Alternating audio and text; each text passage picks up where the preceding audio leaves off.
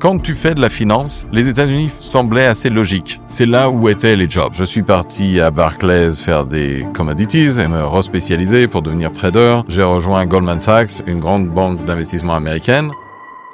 Bonjour à tous, bienvenue dans le deuxième épisode du Café Finance. Vos retours sur le premier épisode m'ont fait super plaisir. Et aujourd'hui, du coup, je vous ai invité quelqu'un d'exceptionnel qui a un parcours riche dans la finance. Et du coup, on va parler à la fois de finance traditionnelle et à la fois de crypto. Et ça va être très cool. Je suis avec mon café, mon invité, et du coup, on peut démarrer. Benoît, je suis hyper heureux de te rencontrer aujourd'hui. On s'est jamais vu dans la vraie vie, mais on a échangé un peu par mail. On s'est fait un call aussi pour préparer l'épisode. Et j'ai tout de suite accroché au parcours que tu as, parce que c'est un peu le parcours de rêve pour tout étudiant dans la finance. C'est le mien aussi, pour être honnête. Même si moi, je suis plus sur la partie gestion de patrimoine, la finance m'intéresse énormément et je trouve ça trop cool. Et en plus, tu as occupé plusieurs postes dans la finance, etc. Tu es passé par les plus grandes écoles. Est-ce que d'ailleurs, tu peux décrire un petit peu ton parcours très rapidement? Et après, du coup, nous, on s'arrêtera sur chaque point de ton parcours pour expliquer à tout le monde ce que tu as fait, quoi. Oui, bonjour et merci de m'inviter. C'est vraiment très sympa. Alors, effectivement, je suis un peu plus vieux et du coup, j'ai fait plus de choses. Je viens d'un village en banlieue lyonnaise, s'appelle Ampuis, c'est là où il y a beaucoup de vin. Mais même avant, j'étais à Saint-Georges-d'Espérance, j'ai grandi sur une ferme, donc assez éloigné de là où je vis en ce moment, à New York. J'ai eu un parcours scolaire relativement linéaire dans la mesure où je faisais ce qui était un peu devant moi, la meilleure opportunité, et je me suis laissé guider finalement pas mal par mes professeurs à l'époque ou des gens, des amis de famille qui donnaient des conseils en disant si t'es bon, tu devrais faire ça. Et j'ai un peu suivi de cette manière-là. J'ai été à un lycée-collège à Vienne, en Isère, et ensuite au lycée du Parc à côté d'ici en fait, où j'ai fait mes classes préparatoires. J'ai été à Polytechnique après, et de là, la manière dont les écoles, certaines des grandes écoles marchent, en particulier Polytechnique, c'est avec une 4e année d'application où tu dois aller dans une autre institution pour essayer d'apprendre tout ce que tu n'as pas appris à Polytechnique. À Polytechnique, tu apprends beaucoup de choses sur beaucoup de sujets, mais très peu qui sont pratiques. Donc effectivement, après une année de spécialisation que j'ai faite à NYU, et ensuite j'ai rejoint Goldman Sachs, une grande banque d'investissement américaine, en premier en quant en taux d'intérêt. Je suis parti à Barclays faire des commodities et me respécialiser pour devenir trader. Je suis revenu à Goldman pour faire ça, et après effectivement Covid. Et tout de suite après, je suis parti en crypto, et c'est là où j'ai fait effectivement plus récemment mes armes. Enfin, on peut aller en plus de détails sur les parties plus récentes, mais ça, en gros, c'était mon parcours scolaire. Mais du coup, il y a un truc qui m'intrigue tout de suite, et d'ailleurs, quand tu m'en as parlé, ça m'a intrigué direct, parce que quand on parle de Polytechnique, on parle quand même de la meilleure école d'ingénieurs en France, et même une des meilleures au monde, si ce n'est la meilleure peut-être. Et en fait, du coup, normalement, la plupart des élèves qui vont à Polytechnique sortent des grands lycées parisiens. Est-ce que c'était direct une envie que t'avais? Et surtout, comment t'es arrivé à Polytechnique, en fait? Est-ce que t'avais déjà conscience que c'était possible? Moi, j'aurais même pas eu conscience que c'est possible d'intégrer Polytechnique, quoi, par exemple. Je pense que tu as des préjugés qui sont communs, mais qui sont pas forcément exacts. La population de Polytechnique, il y a à peu près 500 élèves par an. Et à mon avis, il y a peut-être un quart ou un cinquième de ça qui sont des lignées où effectivement, peut-être les parents ou les grands-parents ont été à Polytechnique et ont évolué dans ce milieu d'ingénieurs. Mais pour la plupart, c'est des gens qui sont plutôt nouveaux. Effectivement, après, une grande partie vient des écoles et des lycées parisiens. Ah, toi, c'était pas forcément une envie que t'avais à ce moment-là, en fait. Ça t'est venu... Non, mais j'étais bon en maths. Donc mon prof m'a dit, tu devrais faire ça aussi. Ok. Donc je vais ok, on essaye. Mais t'avais pas forcément d'appétence, je veux dire, pour la finance. Moi, c'est quelque chose qui m'a pris très tôt, par exemple, l'appétence pour la finance, même si je suis un peu plus éloigné de la finance pure que par rapport à ce que t'as pu faire. Toi, c'est pas quelque chose que t'avais en tête à ce moment-là, quoi. Absolument pas. Mais surtout que pour moi, c'était effectivement plus des maths. J'aimais bien faire des maths. Donc, j'ai été en prépa ici au lycée du Parc, qui d'ailleurs, est l'une des grandes prépas françaises. Donc c'est pas comme si tout était à Paris. Il y en a aussi à Strasbourg et d'autres endroits. Mais donc effectivement Lyon pour tout ce qui est dans toute la région, le lycée du Parc c'est très bien. Enfin, en tout cas, moi, j'ai trouvé ça sympa. Enfin, c'est une expérience difficile, la prépa. C'est assez bizarre. Ouais, j'imagine. Mais Je regrette presque de pas avoir fait, quoi. ça donne l'occasion de bien apprendre à jouer à la coinche. Mais Sachez faire, par contre. c'est pas mal. T'as déjà Même sans prépa, quoi. t'as la moitié de la formation de fait. Mais je suis sûrement moins fort en maths. Oui, ça peut être utile. Mais du coup, c'est un peu pareil. Quand tu en prépa, tu ne connais pas forcément toutes les écoles d'ingénieurs, les mines, les centrales, les Normal Sup, ou même plein d'autres qui existent. Et donc, c'est un peu pareil. Tu passes tes deux ou trois années de prépa à essayer de comprendre comment tout le système des écoles d'ingénieurs marche. Mais c'est un peu de la même façon que même ce qu'on fait en France s'inscrit dans un contexte mondial plus grand où il y a aussi, on a des compétitions avec Harvard, Oxford, Ouais. Cambridge, les universités chinoises de Shanghai ou Beijing. Et quand on est en prépa, en gros, on va essayer de savoir où aller, quoi faire, et on le fait avec dans une relative obscurité, avec finalement assez peu d'informations. Ce qui, moi, m'a semblé se cristalliser, enfin pour pas mal de gens, c'est plus ou moins un classement interne des choses que tu voudrais faire, avec Ulm Normal Sup qui est quelque part une possibilité. Comme un entonnoir un peu, quoi. Exactement. Ok, ça peut être cool, mais ça c'est mieux. Ça c'est cool, mais ça c'est mieux, etc. Mais par quoi. exemple, et tu vises toujours plus loin. tout ce qui est Normal Sup, que ce soit à Cachan, Ulm ou Lyon, ça va être beaucoup plus académique, où tu te retrouves à faire, tu vas te retrouver beaucoup plus vers de l'éducation. Alors que si tu fais Polytechnique, Centrale Paris, les mines, tu vas te retrouver beaucoup plus dans des écoles qui ont des applications plus pratiques, même si en soi, tout l'enseignement est très très théorique, mais ça a vocation à s'appliquer plus. Donc, Polytechnique encore plus que les autres, je pense, parce que il y a par exemple des formations exprès maintenant pour former les entrepreneurs, chose qui, je pense, à l'époque était pas forcément le cas et qui sont encore assez marginales en vrai dans ces écoles-là, et ce qui est très cool. Mais du coup, ta formation à Polytechnique t'a vraiment servi dans ton quotidien, que ce soit pour, je veux dire, t'as trouvé ça sympa et ça t'a servi pour la suite de ton parcours, quoi. C'est plus aussi qu'à l'époque, c'est un moment particulier dans la finance. Moi, je rentre à Polytechnique dans l'an 2000, et c'est le moment où il y a toute une explosion de la finance sur tous les procédés quantitatifs, les quants, comme on dit, qui sont pour la plupart formés en France. Et donc, ça crée cette nouvelle voie où beaucoup de gens s'engagent, dont moi, où justement, d'un seul coup, on a accès, en ayant des diplômes d'ingénieur, aux voies de la finance, qui n'étaient pas, la finance et en particulier Quant et toutes les grandes banques d'investissement. Et c'était pas forcément la filiale la plus en vogue. Ça le devient au début des années 2000, mais avant ça l'était pas. Ce qui se passe à Polytechnique, c'est qu'en gros, les 100 premiers de la classe vont en général faire un corps. Donc, que ce soit le corps des mines pour les 10 premiers qui vont se retrouver genre dans des fonctions de... Pour ceux qui connaissent pas, qu'est-ce que tu appelles un corps, du coup, pour les 100 premiers qui sont à Polytechnique? Ouais, il y a toute une histoire de Polytechnique où avant, c'est d'une école militaire. Même maintenant, tu t'engages pour un service volontaire et la première année, c'est une année militaire. Moi, j'étais juste à la joncture où on passait du service obligatoire au service volontaire, mais donc Polytechnique était encore volontaire. Et pendant ton éducation, tu es payé, tu as un salaire en tant qu'élève, parce que tu es, en tant qu'élève militaire. Ça, c'est cool, ça. Une solde, en gros. Bon, tu vas pas devenir riche avec ça, mais c'est pas mal. Oui, c'est ça mieux mérite que rien. d'exister quand même. Ouais, ça paye pour les cafés.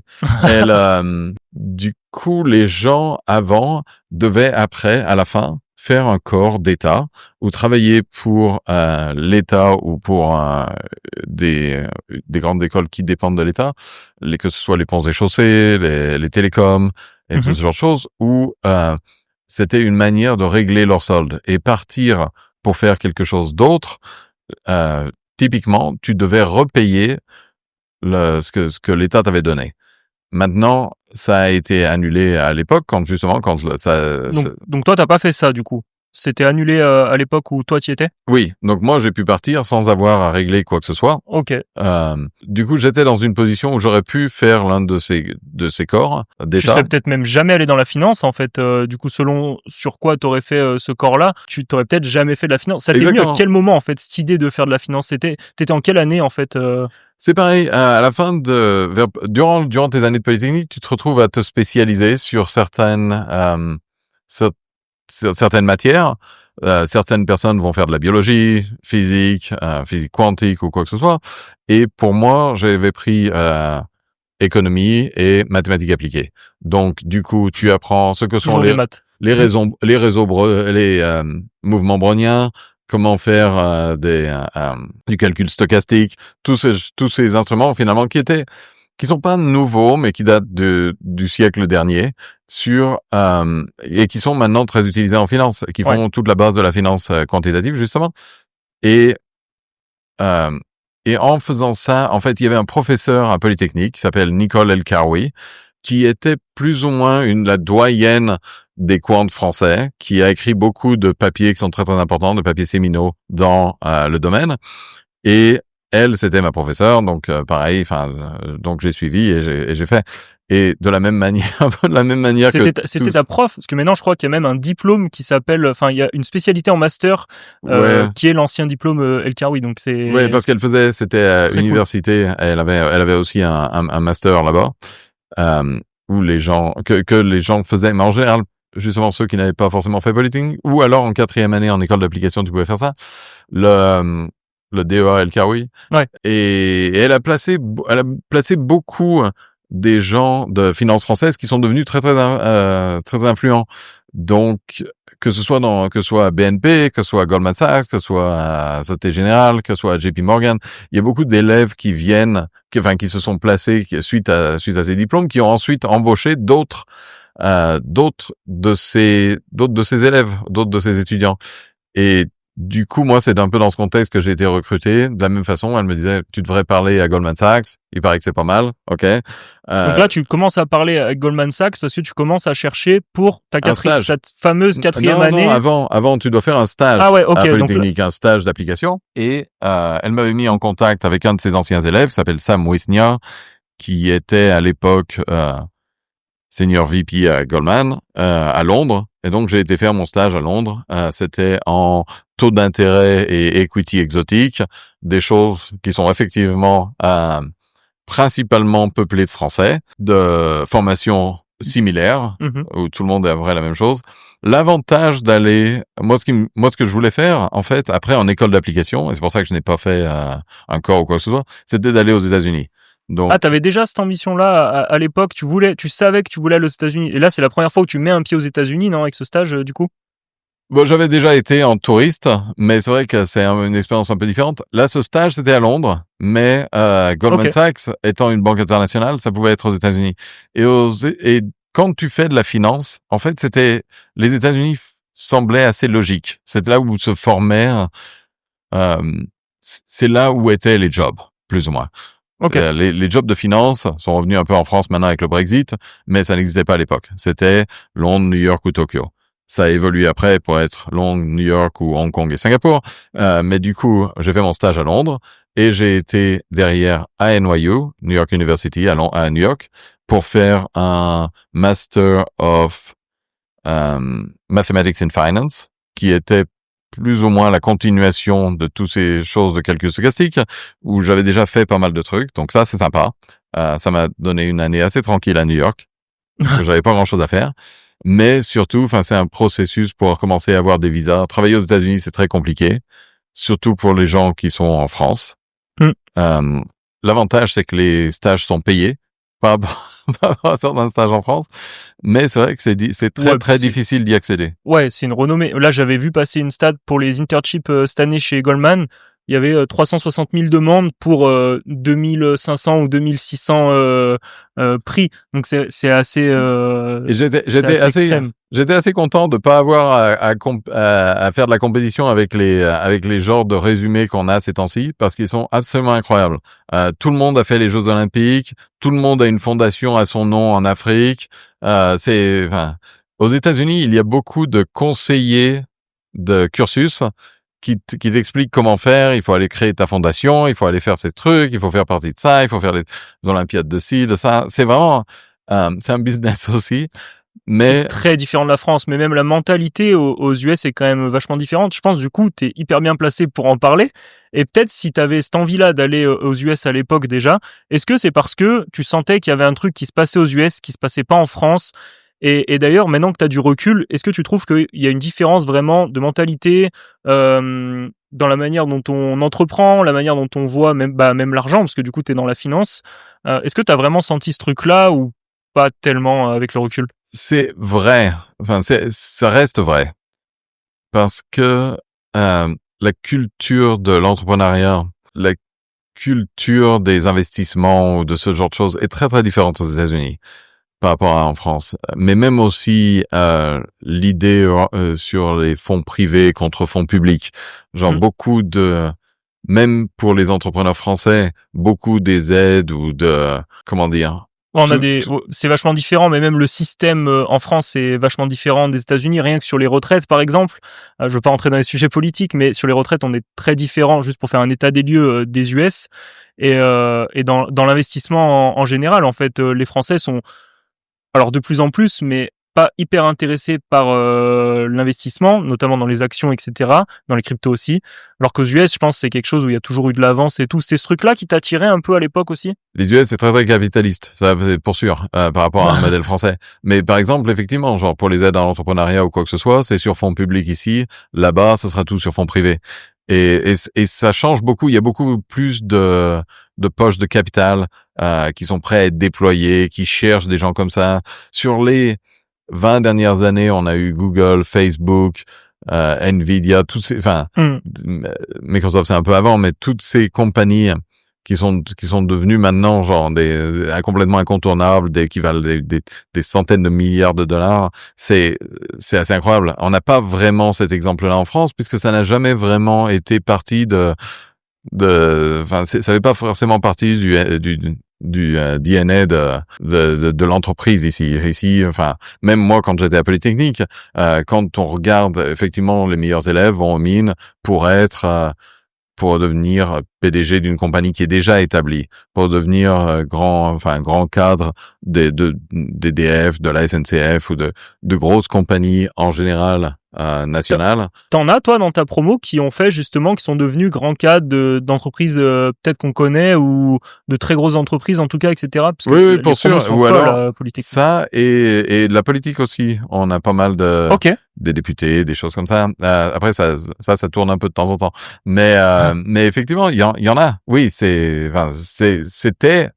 certainement il y a plus longtemps, 40, 50 ans, c'était la voie, c'était la carrière idéale pour quelqu'un de Polytechnique. C'était de devenir une autorité dans leur domaine et c'était très souvent de devenir de passer à un cadre supérieur sur des compagnies nationales ou des grosses compagnies ou des grosses compagnies du CAC 40. Mais typiquement très franco-français. La finance a permis beaucoup plus d'exposition au niveau international pour les écoles françaises aussi. Effectivement, c'est tout ce moment des quants entre 2000 et 2010 jusqu'à la crise de crédit, Great Financial Crisis, ça a permis d'envoyer des Français de partout, aux États-Unis, à Londres, et de vraiment créer. Ouais, il y a vraiment très peu de compétition au niveau de l'excellence française dans ces matières. Et toi, du coup, alors tu viens de citer du coup cette envie de diriger. En tout cas, avant, il y avait une envie pour les anciens élèves de Polytechnique d'être grand cadre ou de créer sa boîte, etc. Toi, tu l'as fait maintenant. Mais à l'époque, avec cette nouvelle voie, ça t'est même pas venu à l'idée d'entreprendre tout de suite. Toi, ce que tu voulais, c'était vraiment être quant chez Goldman. Ça t'allait très bien, quoi. Ben déjà, c'est plus profitable que c'est de manière pragmatique, être quant dans une banque, même que ce soit la BNP, Société Générale, Crédit Lyonnais ou Goldman Sachs, JP Morgan, Citibank, n'importe lequel, ça paye bien. Donc ça, c'est pas mal. Et d'ailleurs, je vais temporiser un peu ce que tu as dit, parce que finalement, eux, ils voulaient diriger, mais monter plutôt en carrière à l'intérieur de sociétés déjà établies. L'entrepreneuriat, c'était vraiment pas trop le thème du moment. Okay. Ça l'est devenu sur les 10 dernières années, pardon. Là, il y a beaucoup plus d'élèves, je vois, même à Polytechnique, qui veulent se lancer, qui veulent créer des boîtes, principalement justement autour du succès de start-up en technologie, que ce soit là encore Meta ou Alphabet, mais aussi des choses plus récentes comme TikTok ou YouTube, WhatsApp, ou même encore plus récents comme je sais pas Stripe, Robinhood, Revolut. Il y a beaucoup de compagnies qui maintenant ont des trajectoires très très rapides de succès qui font du coup rêver pas mal de gens et qui vont créer beaucoup plus d'engouement pour tout ce qui est entrepreneuriat. Ouais, alors qu'à l'époque, ouais, c'était vachement différent. À l'époque, ça n'existait pas trop. Mais du coup, là, on arrive à un moment où toi, t'arrives chez Goldman Sachs, donc tu disais, il n'y a pas cette voie de l'entrepreneuriat. Du coup, toi, tu veux t'assurer un revenu tout de suite, un niveau de vie. T'arrives chez Goldman. Tu commences du coup, ton vrai premier poste, c'est Quant chez Goldman. Nous, l'objectif avec ce podcast, c'est d'amener de la valeur ajoutée aux gens, d'expliquer tout cet univers-là qui est un peu mystique dans la finance. Je pense qu'il y en a peut-être pas mal qui écoutent et qui savent pas ce que c'est forcément qu'un Quant. Est-ce que tu peux expliquer ce qu'est un Quant et ce que tu faisais à ce moment-là chez Goldman? Concrètement, c'est quoi la vie d'un Quant? Être un Quant, c'est pas forcément incroyable. Ce que je veux dire par là, c'est que quand tu es un quant, tu es un peu comme la personne sur la piste de Formule 1 qui arrive et qui change les pneus. En gros, tu construis les modèles et tu ajustes les paramètres, tout ce genre de choses, pour que les traders puissent effectuer les transactions qui vont faire de l'argent pour la banque ou pour les clients. Le rôle d'une banque comme Goldman ou JP ou Citibank, une banque d'investissement, c'est en général la transformation du risque. Les clients ont des profils de risque qu'ils ont de manière organique et naturelle par rapport à leurs activités et qui sont différentes des profils de risque qu'ils voudraient avoir. Partant de là, ils vont justement utiliser les services d'une banque pour transformer leurs risques. Et ce que ça veut dire, c'est que par exemple, je vais essayer de prendre un exemple simple, mais par exemple, une compagnie aérienne Nippon Airways au Japon veut acheter des Airbus, mais eux, quand ils vendent des tickets, tout est indexé en yens. Et d'un seul coup, ils vont vouloir acheter des Airbus qui sont, eux, indexés en euros. Donc, si la livraison est dans 2 ou 3 ans, il faut qu'ils soient sûrs de pouvoir fixer les prix aujourd'hui. Donc, ils vont entrer dans des contrats de FX qui vont leur permettre d'avoir l'exposure en euros qu'ils veulent dans 3 ans par rapport à yens. Donc, ils vont entrer dans des swaps ou d'autres produits dérivés.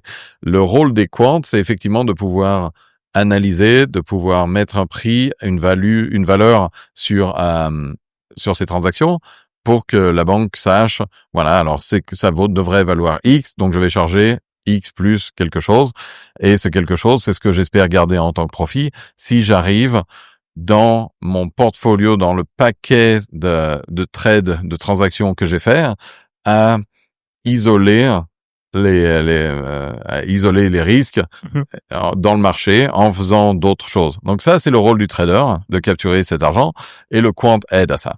Très clair. Et en plus, c'est hyper bien expliqué. T'as pris un exemple simple. Franchement, c'est super. Et en plus, toi, t'as quand même fait plusieurs postes dans la banque d'investissement. T'as fait des postes très techniques. T'étais quant, donc un poste hyper technique. C'est presque que des profils très ingés. Toi, tu disais que t'adorais les maths. Il le faut, je pense, pour être quant. Et après, t'as aussi été à d'autres postes plus traditionnels, donc trader, etc. C'est quoi les différences que t'as pu observer? Est-ce que t'avais plus de pression en étant quant, ou est-ce que c'était vraiment, t'étais dans ta bulle, tu faisais en gros les calculs, quoi, tu développais les algos, et trader, t'étais plus exposé à la pression, ou c'est l'inverse? Enfin, est-ce que tu peux développer un peu là-dessus? Je trouve que ça peut être hyper intéressant. Il y a définitivement une différence au niveau du stress, mais aussi au niveau du temps, de la perception du temps, ou de même, j'ai envie de dire, des engagements. Quand tu es trader, tous les jours, tu recommences à zéro. Et tu espères faire de l'argent. Tous les jours, toutes les semaines, tous les mois, et certainement tous les ans, puisque c'est le cycle sur lequel tu es payé, ton bonus. Mm-hmm. Quand tu es quant... Et t'as le bonus en étant quant aussi? Les quants ont des bonus, oui. Mais pour le coup, en général, tu as des projets où il faut rajouter, il faut changer, passer de ce modèle à cet autre modèle, de HGM à BGM. C'est pour, Ok. pour ceux qui font du calcul stochastique. Mais pour changer de modèle, ça prend typiquement des mois, et voire plus. Surtout que des choses qui pourraient aller très vite dans des startups vont définitivement pas vite dans ces banques d'investissement. À cause de la réglementation? Non, à cause du fait qu'elles sont très très douées à faire de l'argent. Donc pour changer quelque chose à Goldman, ça prend un effort considérable parce que toute la société est construite de manière à diminuer les changements. Ils savent très bien comment faire de l'argent. Ils n'ont pas besoin de changer ça. Ils veulent juste des changements très très marginaux et très incrémentaux pour pouvoir adresser, des nouvelles situations, mais ils ne cherchent pas à perturber les choses qui marchent. Je vois, mais du coup, est-ce que c'est pas frustrant quand t'es quant, parce que tu viens de le dire, C'est très très frustrant. bah ouais, c'est très frustrant. tu bosses C'est pour des ça. mois sur un truc qui va changer quelque chose de marginal. Et en général, si ça marche et que ça change les choses pour le mieux, c'est souvent crédité au trader. Donc, je suis devenu trader. Ok. Il y a un moment où changer les roues, c'est sympa, mais on a aussi envie de conduire la voiture. C'est plus dur parce que normalement, c'est quand même des profils beaucoup plus tech, donc c'est presque plus difficile dans l'imaginaire en tout cas collectif d'être quant que d'être trader. Pour toi, c'était faire un pas en avant. C'est pas du tout les mêmes critères qui vont rendre un quant ou un trader Recevable, on va dire. Oui, qui vont établir ta réussite.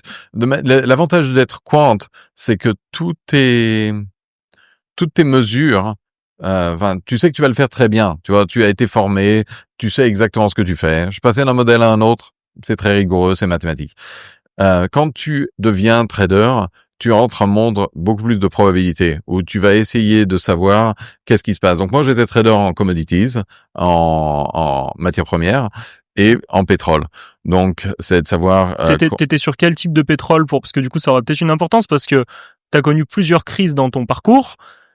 Tu disais t'étais sur une matière assez sensible en plus à toutes ces crises-là, parce que t'étais sur une matière première, t'étais sur le Brent, il me semble. T'as été pendant, je crois, la crise de 2008, je pense, et surtout la crise du Covid. En fait, j'ai commencé en taux d'intérêt, en taux d'intérêt exotique et volatilité, donc tout ce qui est options. Mm-hmm. Et j'ai changé de rôle juste au moment de la grande crise financière en 2008. Et donc là, je suis passé en matières premières. Ce qui est intéressant, c'est que les matières premières, par rapport à la plupart des autres actifs et des autres assets à risque, c'est relativement décorrélé. Donc 2008-2009, ça a été des moments très très durs pour tout ce qui est actions, pour tout ce qui est taux d'intérêt, avec la crise de Lehman et tout ce qui s'ensuit. Mais pour commodities, t'avais choisi la bonne banque, ça a été des années énormes. 2008, 2009, 2010, 2011, tout ça, c'était des très très grosses années. En 2009, Brent est allé à $140. Tu peux juste expliquer ce que c'est que le Brent pour ceux qui sont les moins avertis. Oui, donc quand on fait du pétrole, il y a deux benchmarks, deux étalons. WTI, qui est le West Texas Intermediary, qui est le prix du pétrole à Cushing, Wyoming, qui est principalement du pétrole qui est Cushing, Oklahoma, qui est principalement du pétrole produit aux États-Unis, et le Brent qui est ce qu'on appelle waterborne, c'est un pétrole qui est indexé sur la plupart des champs de pétrole britanniques, donc de la mer du Nord et de l'Atlantique. C'est les deux étalons principaux sur lesquels tous les autres pétroles, le pétrole est produit partout, hein, même en France, en Algérie, en Malaisie, de partout. La plupart des pays ont une production de pétrole, certains énormes, comme en Arabie Saoudite ou en Russie, et certains beaucoup plus petites, comme en France ou en Espagne, où il n'y a pas grand-chose. Mais le prix de chacun de ces pétroles varie énormément en qualité. Donc, différents niveaux de sulfure, différentes lourdeurs, et chacun a une valeur qui, en fait, est établie par rapport au prix de référence du Brent ou du WTI en général. Donc, c'est comme ça que ça se trade sur la place mondiale. WTI et Brent sont les plus liquides. Il y a tout le marché spot où il y a des centaines, à peu près 100 millions de barils par jour qui sont produits et consommés. Et ensuite, le marché des futurs et des autres produits dérivés qui peut être 10, 100 fois plus gros que le marché du spot. Ok, hyper intéressant. Mais du coup, quand tu fais cette transition avec le métier de quant et le métier de trader, tu parlais tout à l'heure, ça m'a interpellé, de la différence de pression qu'il y avait, etc. Toi, tu arrives dans un moment où je pense que tu commençais à organiser ta vie aussi, on va dire, autour de la finance, etc., extra-financier, ta vie de tous les jours, quoi, même si c'est difficile d'en avoir une, je pense. Comment, justement, tu gérais cette pression? Comment t'organisais tes journées? Est-ce que c'était vraiment ton boulot et que ton boulot, ou tu te disais, OK, j'ai mon boulot, maintenant je m'assure un revenu, je pense, assez conséquent, du coup, en étant trader chez Goldman, et j'organise un peu ma vie à côté. Comment tu le vivais à ce moment-là? C'est pas tout à fait ça. Ça revient un peu à ce que je disais, où les mesures pour être successful, hein, que tu sois quant ou trader, vont être très différentes. Et rien ne te prépare vraiment à être trader. C'est assez facile d'être préparé à être quant, puisque, par définition, c'est quantitatif. Donc, tu sais que si tu as fait toutes les bonnes études, et si tu fais tous les trucs, et si tu sais coder et implémenter les choses de la bonne façon, ok, tu as plus ou moins De fortes un probabilités cahier des de... charges établi où tu sais, tu vois, si tu fais ça, ça, ça et ça, tout va bien Mais t'as marcher. une routine, du coup, quand même, quoi. Ton quotidien, il est beaucoup plus routinier, quoi. Tu sais que t'es capable de faire ton Oui, métier, mais c'est tu fais ton c'est métier. beaucoup plus de l'informatique et des choses, des sciences beaucoup plus dures, plus pures d'une certaine façon. Quand tu deviens trader, c'est beaucoup plus sur comment tu te comportes lors de la prise de risque, comment tu peux, tu vois, est-ce que tu vas pouvoir être capable de dormir la nuit quand tu sais que le lendemain, tout peut aller de l'autre côté. Et là encore, il y a différents types de traders. Moi, j'étais trader du côté, ce qu'on appelle sell side, qui veut dire justement une banque qui vend des services par rapport à des traders, mais enfin, je l'ai fait après, mais qui sont du côté sell side, chez des hedge funds, des pension funds et autres, qui eux consomment des services et qui vont prendre des positions propriétaires.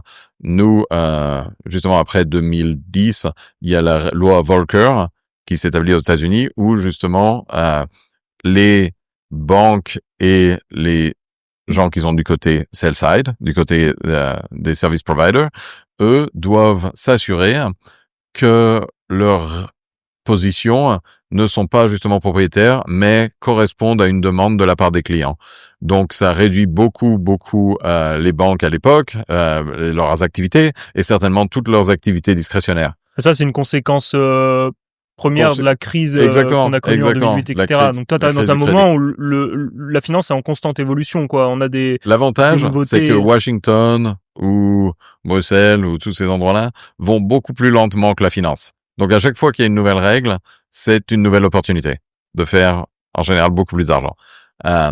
Ou moins, mais ça dépend. Mais la finance, la Wall Street bouge beaucoup plus vite que Main Street. Ok. Donc, on s'adapte très vite et on fait de l'argent. Mais c'est sûr que c'est ça être trader. C'est tous les jours, t'arrives, tu recommences à zéro, il y a des choses qui se passent, des trucs dans ton book ont bougé. Qu'est-ce que tu fais quand tu as perdu, tu viens de t'asseoir, tu as perdu 2, 3 millions de dollars, 10 millions de dollars, ta journée va être pourrie. Ça t'est déjà arrivé? C'est des choses qui te sont arrivées, toi. Il y a des journées où t'es arrivé, t'as perdu des sommes considérables, et où faut que tu arrives à faire le vide. Toi, en fait, tu as découvert que tu arrivais à dormir la nuit quand tu as été dans le poste, en fait. Tu le savais pas. Il y a des fois où tu n'as pas le choix. Tu vois, tu fais surtout que tu prends des positions où effectivement certaines choses tu peux mitiger les risques et certaines choses, mais tu n'as pas le choix. C'est des risques statistiques et puis d'un seul coup, justement, tu avais fait un pari sur le pétrole mexicain qui bouge d'une manière idiosyncratique par rapport au pétrole américain que tu as pu utiliser comme hedge.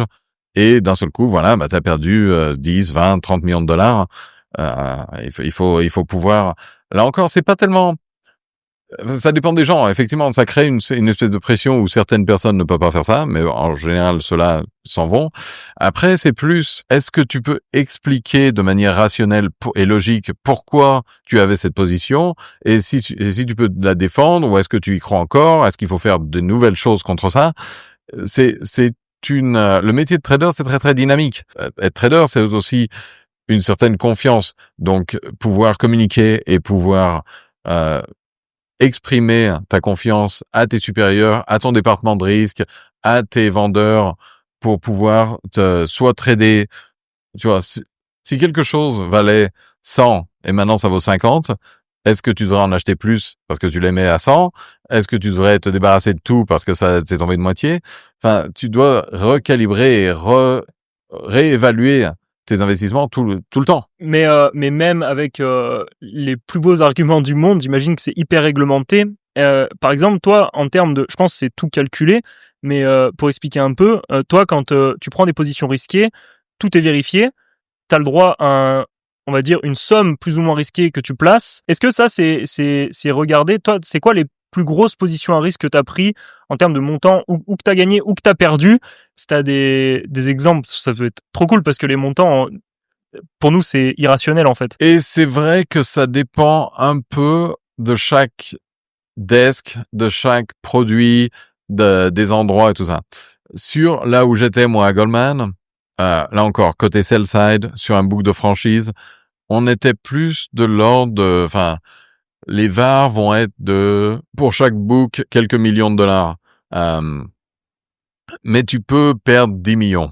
Enfin, c'est possible. Donc 10-15 millions, enfin tout ça c'est possible, genre quelques dizaines de millions.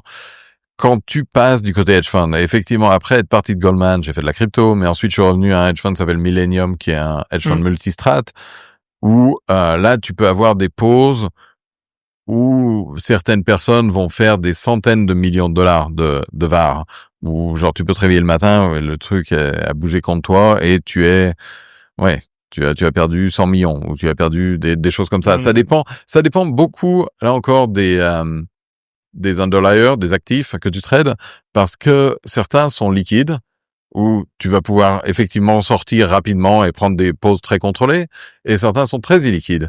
Par exemple, si tu as un réseau de distribution de gaz naturel aux États-Unis, tu peux pas vendre ou faire quoi que ce soit avec ça. Alors, si les gens achètent du pétrole, du gaz naturel, tu en vends, et s'ils en achètent pas, bah, tu es stock. J'ai l'impression que du coup la liquidité du marché c'est quelque chose qui t'a assez intéressé, parce que quand t'es passé du côté crypto, on va y arriver bientôt, mais t'es allé chez un des plus gros market makers de la place, qui s'appelle GSR. Mais juste avant, je voulais revenir à un truc. Quand toi t'étais trader, moi j'arrive pas à me faire une idée de la journée que t'avais. Est-ce que concrètement t'avais des horaires fixes, ou est-ce que tu faisais un peu les horaires que tu voulais? Est-ce que tu dormais des fois même au bureau, ou est-ce que tu finissais à des horaires pas possibles? Est-ce que tu peux nous expliquer un peu ça? Comment? C'est une vie assez simple. Justement, quand tu es quant, moi il m'est arrivé d'être quant et d'avoir des chiffres de nuit ou des choses comme ça. Mais quand tu es trader, tu es en général aux mêmes horaires que le marché. Donc par exemple, pour tout ce qui est pétrole, c'est de 9h du matin à 2h30 l'après-midi. Donc ça, c'est l'horaire aux États-Unis, c'est l'horaire sur lequel sont ouverts la plupart des exchanges, et c'est là où tu auras le plus de liquidité. Tu peux aussi trader sur tout ce qui est futur, donc ça, c'est ouvert tout le temps, sauf entre 5h et 6h de l'après-midi. Mais effectivement, vu qu'il n'y a pas de liquidité, il n'y a pas beaucoup de raisons d'être là autrement. Ce qu'il faut comprendre aussi, c'est que ces banques, la plupart des desks, sont staffés de manière que tu commences la journée à Londres, tu passes le relais aux États-Unis à New York, et tu passes ensuite le relais à Singapour ou Hong Kong. Donc en gros, tu as une couverture 24/7. Pas trop le week-end, mais en général quand même, tu as une couverture relativement constante. Mais pour chaque personne individuellement, la plupart des gens viennent vers 7h30 du soir jusqu'à, aux États-Unis, 4h, 4h30. Si tu es à Londres, et là encore, enfin, c'est les horaires en matière première. En equities, le marché ferme plus tard à 4h30, donc là, c'est plus jusqu'à 6h du soir, plus 8h, 6h, 8h, 5h. À Londres, ça va être plutôt 9h jusqu'à 9h du soir. Parce que le marché va se terminer à 7h30. Donc, ça peut être beaucoup plus tard. Vaut mieux être aux États-Unis. Je te soupçonne d'avoir choisi en fonction, en fait. C'est un gros facteur. Mais, justement, c'est une des différences avec la crypto qui, elle, traite tout le temps. Où il n'y a pas de pause. Carrément. Mais justement. Mais quand tu as, par contre, ce qui est vrai aussi, c'est que la plupart du temps, c'est des journées assez tranquilles, mais 10% du temps, il y a une crise, il y a le Brexit, il y a une élection de Trump, il y a le Covid, typiquement. Oui, ou même de manière beaucoup plus idiosyncratique, une explosion d'une raffinerie ou une bombe dans une raffinerie en Saoudi. Ou alors l'Iran qui attaque Israël, ou qui menace de fermer, comme ils l'ont fait récemment, les Straits of Hormuz. Tout ce genre de choses va avoir des impacts énormes sur le prix du pétrole. Et donc, c'est les jours où tu rentres le dimanche à 6 heures du soir à ton desk et où tu vas y passer toute la nuit. Et peut-être 2 ou 3 jours de suite, tu vas y passer toute la nuit et tu vas avoir, l'avantage, c'est que tu n'es pas seul. C'est des métiers où tu crées une énorme solidarité avec tous tes sales, tous tes quants, tous tes autres traders, et tout le monde est là, tout le monde essaye de faire en sorte de faire le maximum d'argent et d'en perdre le moins. L'ambiance est cool, quoi. Ce que tu veux dire, l'ambiance est assez cool cool, pas dans le sens cool, relax, mais cool, c'est assez solidaire, c'est assez, c'est pas des métiers où tout le monde essaye de... Quand il y a une crise, oui. Quand il se passe rien, voilà, ça devient plus politique. Tu vois, tu parlais de crise, du coup, toi, t'étais encore trader sur le Brent au moment du Covid, et il y a eu des choses assez folles sur le pétrole à ce moment-là.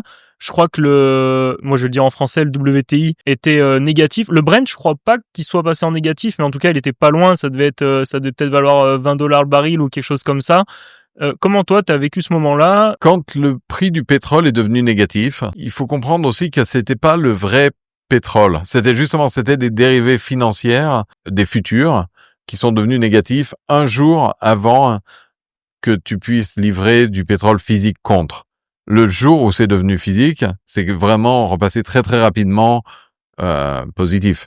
Tu vois, parce que sinon tu pouvais avoir du pétrole et être payé pour. Ouais. Ça s'est jamais passé. Ouais. Enfin, c'était toujours un instrument financier. Et il y a plusieurs raisons pour lesquelles c'est tombé. Ça n'aurait pas vraiment dû être négatif, mais ça a été négatif pendant un jour. Et donc là t'étais clairement sur le desk. Ouais, mais surtout, on savait que ça allait se passer plus ou moins. Enfin, ça s'est arrivé relativement graduellement.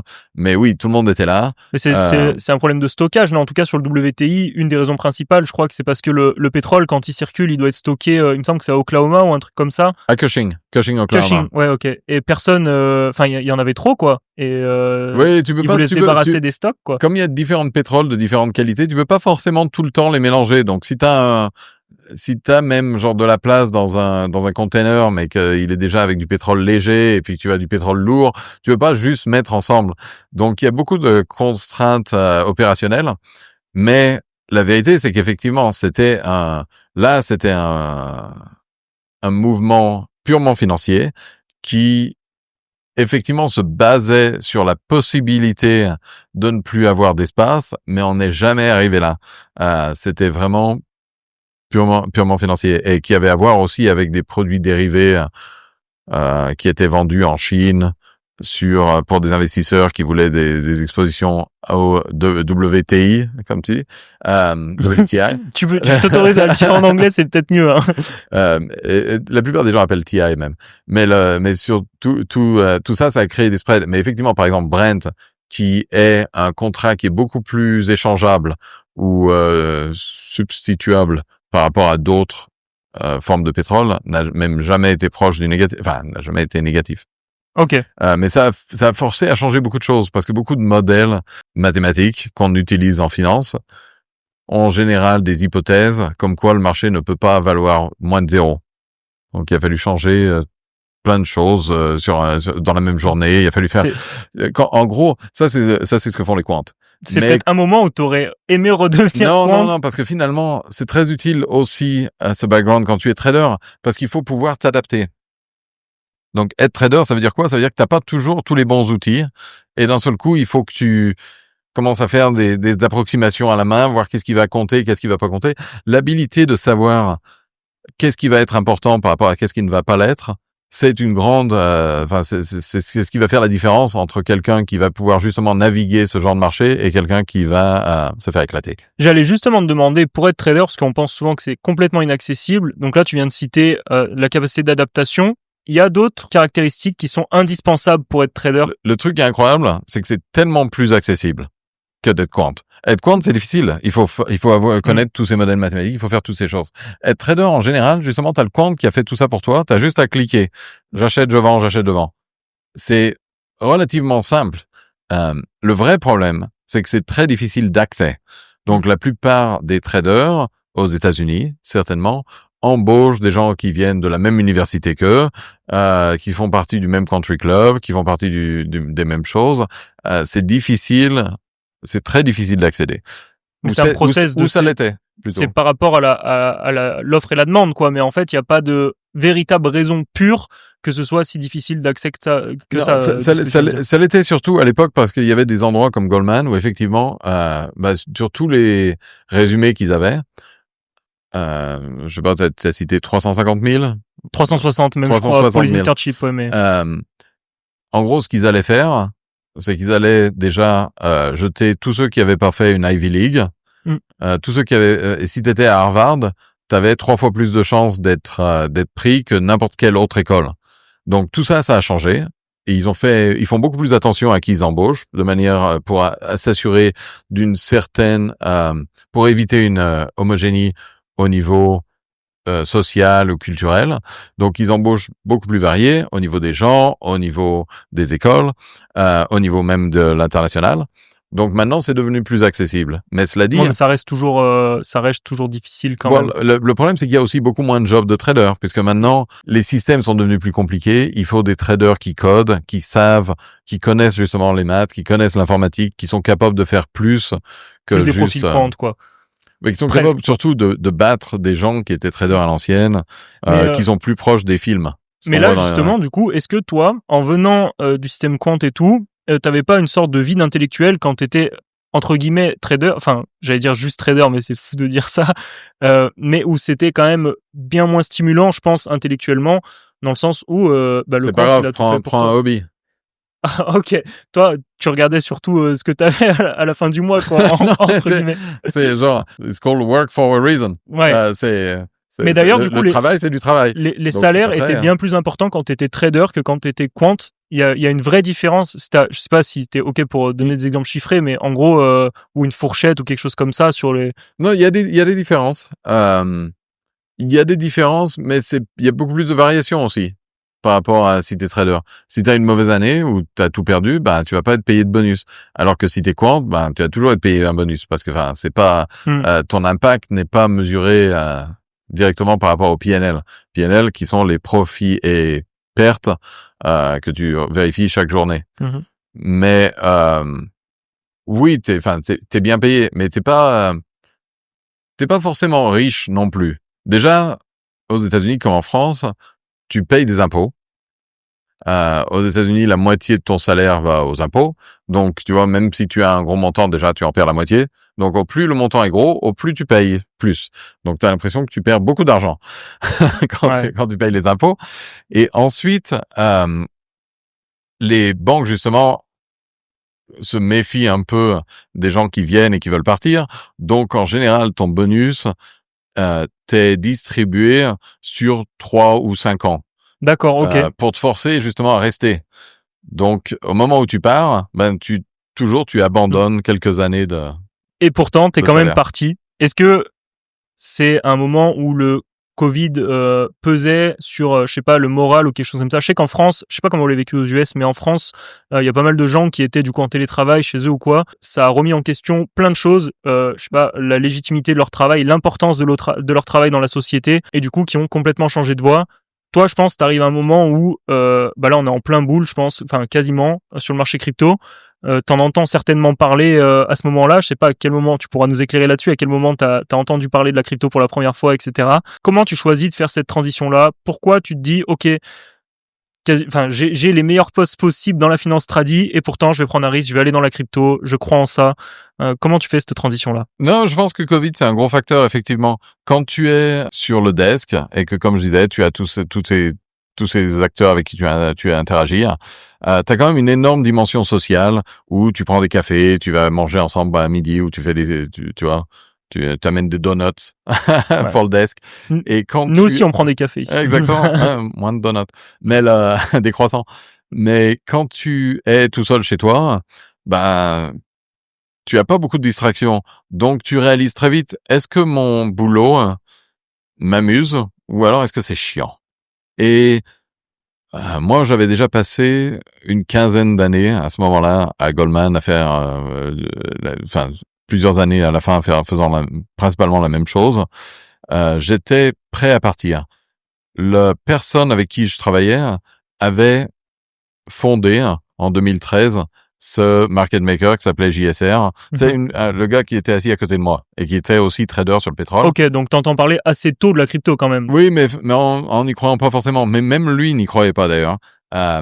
Énorme. C'est marrant. C'est pas qu'il y croyait pas, c'est qu'il a facilité la création de cette compagnie, mais sans y aller. Lui, il est resté aussi à Goldman pendant un certain moment et les a rejoints, je pense, en 2018. Mais effectivement, en 2021, il m'envoie un texto en mode tu te fais pas chier là. et la réponse est oui. Allons-y. 8 milliards qui ont bougé récemment. Ouais, je crois que c'est un truc comme ça. Ouais. 8 ou 9 milliards qui ont bougé récemment. C'est 20 000 bitcoins? Non, il y avait 80 000 bitcoins qui ont bougé sur un portefeuille qui n'avait pas bougé depuis longtemps. N'hésitez pas à vous abonner pour retrouver la deuxième partie.